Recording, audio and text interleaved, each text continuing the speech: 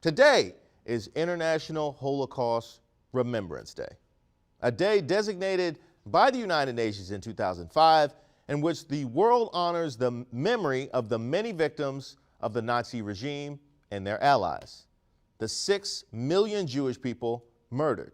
In total, it's estimated that it was about 1/3 of the Jewish people on the planet. 1/3.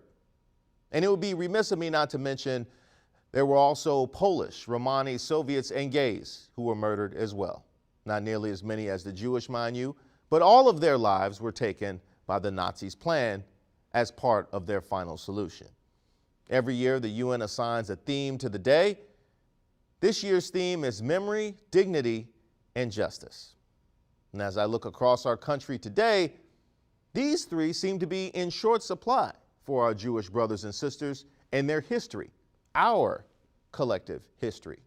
I see an absence of memory, an absence of dignity, and certainly an absence of justice. I see the rising tide of anti-Semitism occurring. I see the deniers of the atrocities of the Holocaust. I see the deniers of the Holocaust itself. I heard the calls of Jews will not replace us at the Unite the Right March in Charlottesville. I watched the terrorism of the mass shooting at the Tree of Life Synagogue in Pittsburgh a little more than a year later. I watched a gunman seize a Texas synagogue not even a few weeks ago. I see those who have the nerve to cheapen the memory of a people forced to wear yellow stars on their chests, signifying that they were less than human, that they were to be used, abused, and then exterminated, as if the thought of wearing a mask could be considered comparable to that. Where is the dignity in this?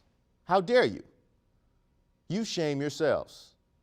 I watched a school board in Tennessee ban a book that imparts the memories of the Holocaust to young readers. They did this behind claims of profanity and nudity, mind you. There was a time years ago when people had the opportunity to speak out. There was a moment when they could have stood and said, no, we will not walk this path with you because it's wrong. You're wrong. That's what was needed then, and that's what's needed now. This is why we remember, and this is why we must continue to say, never again.